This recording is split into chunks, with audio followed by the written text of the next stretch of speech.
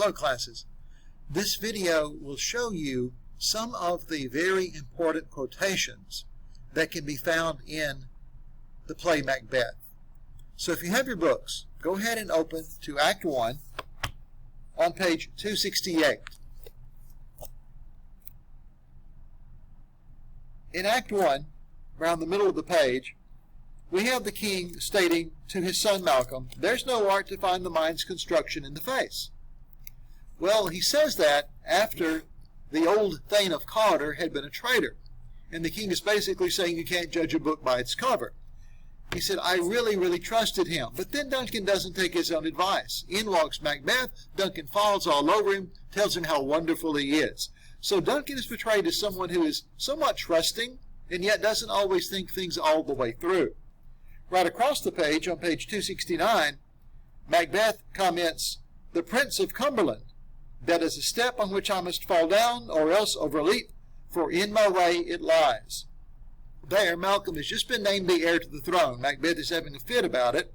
And now, not only does Macbeth have to get rid of King Duncan, now he must get rid of Malcolm, since Malcolm has been named the heir to the throne. Turn over to page 270, and Lady Macbeth has been reading the letter in which Macbeth told her about the encounter with the witches. And she said, speaking about her husband, "Thou wouldst be great, art not without ambition, but without the illness should attend it." In other words, she thinks he can be great, but he's not really mean enough to go after the power unless she helps him along. So a few lines after that, she says, "Hie thee hither, that I may pour my spirits in thine ear, and chastise with the valor of my tongue all that impedes thee from the golden round." So she's pretending to talk to her husband here and thinks, hurry up and get home, that I may convince you to do this evil thing so we can get what we want to get. Then at the bottom of the page, "Come, you spirits, attend on mortal thoughts, unsex me here, and fill me from the crown of the toe top full of direst cruelty." So in that one, she wants her femininity to be taken away so she can be mean like a man, to go in and kill the king. Now at this point, she's planning to kill the king herself. But we learn later on, of course, that's not exactly how things play out. Go over to page 274, and at the bottom of the page, Macbeth is commenting, "What if we fail?" And she says, "We fail, but screw your courage to the sticking place and we'll not fail." So we'd say, tighten up your courage, be a man about this, don't back down, everything's going to work out okay. So those are some significant quotations from Act 1. Now let's go on to Act 2. On page 282, of course, we have a very famous line, "Is this a dagger which I see before me?" And in this case, Macbeth either really does see a dagger floating in the air and pointing toward Duncan's bedroom, or he imagines that he sees the dagger floating in air. But it confirms to him what the plans are and that he is actually going to go kill the king. On page 283, Lady Macbeth says, "That which has made them drunk has made me bold." So she has drugged the guards, they have passed out, but it's just emboldened her to go through with these plans. On page 284, "But wherefore could not I pronounce amen?" Well, after Macbeth killed King Duncan, it seems the boys woke up, said their prayers, went back to sleep again after saying amen. And Macbeth says, well, somebody says amen, you're supposed to say amen back. Why couldn't I say amen back? And Lady Macbeth, of course, is like, don't think about it, it doesn't matter. What's done is done. On page 285, "Infirm of purpose, give me the daggers." That quotation has to do with the fact that Macbeth messed up. He was supposed to leave the bloody daggers upstairs by the sleeping guards, and he did not do it. He brought them downstairs. So Lady Macbeth wants him to take the daggers back upstairs, but he refuses to do it. He says, "I'm afraid to look on what I've done." And so she has to be the strong one in the pair, and she has to take the daggers back upstairs. On page 288, Macduff says, "Approach the chamber and destroy your sight with a new Gorgon." So after Macduff is found, the murdered king, Macduff realizes that it is such a horrible sight, it's like Medusa, one of the Gorgon sisters. It would turn you to stone if you could see the dead king. Top of page 289, before the company, Macbeth says, "Had I but died an hour before this chance, I had lived a blessed time." And so in that one, maybe he really means those words, because if he had died an hour before he killed the king, he would have died a hero of Scotland. But publicly he's saying that to make himself look innocent. On page 290, Malcolm states, "This murderous shaft that shot hath not yet lighted, and our safest way is to avoid the aim." So Malcolm knows that it's better if they get out of here, he and his little brother Donalbain, and not stick around, because whoever killed their father is sure to come after them next. So those are some significant quotations in Act number 2. Let's turn now to Act 3.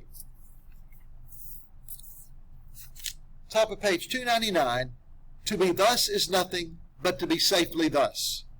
So Macbeth realizes it's not enough to be king. He now has to wipe out all opposition to stay safely the king. And his chief opposition at this point is his old best friend Banquo. On page 302, Macbeth is talking about Banquo to his wife. And she says, "What's to be done?" And Macbeth comments, "Be innocent of the knowledge, dearest Chuck, till thou applaud the deed." So here we see a big change in this couple. Before, Lady Macbeth organized many of the plans. Now she's being left out, and Macbeth's saying, "Don't even worry about it, I have it all covered." On page 304, Macbeth says, "There the grown serpent lies. The worm that's fled hath nature that in time will venom breed, no teeth for the present." So the grown serpent lying, of course, is Banquo lying dead. The little worm that's fled is Fleance. Macbeth thinks he has no bite to him yet, so he's not really a danger yet, but later on he'll go after it. On page 305, "Thou canst not say I did it," Macbeth says. "Never shake thy gory locks at me." So that's when Banquo's ghost shows up, and Macbeth says, "You can't say I did it, I didn't do it," but of course he planned it, and he hired the assassins to go do it. On page 309, "Did he not straight in pious rage the two delinquents tear that were the slaves of drink and thralls of sleep?" There Lennox is being sarcastic about how brave Macbeth was in killing two sleeping guards. He says, was that not nobly done? Aye, and wisely too, because they know Macbeth killed the only people they could interrogate to find out what really happened to King Duncan. So those are some significant quotations in Act 3. Let's go on to Act 4. "By the pricking of my thumb, something wicked this way comes." It's pretty bad when witches that evil identify you as evil yourself. And so Macbeth is going to go see the witches, and they realize he's coming, and that's why they're brewing that concoction, so he can talk to the demons they serve to get his answers. On page 321, he wants the natural touch. "For the poor wren, the most diminutive of birds will fight her young ones in the nest against the owl."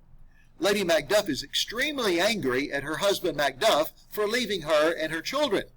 Of course, he's doing it because he thought they were safer if he took off to England without saying goodbye and without stopping by the castle. But he was wrong.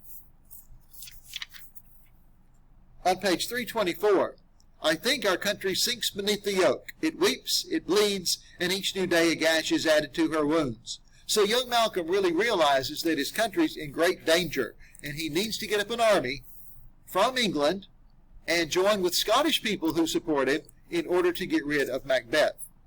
On page 329, Macduff has gotten some bad news from Ross. "Oh, I could play the woman with mine eyes and braggart with my tongue."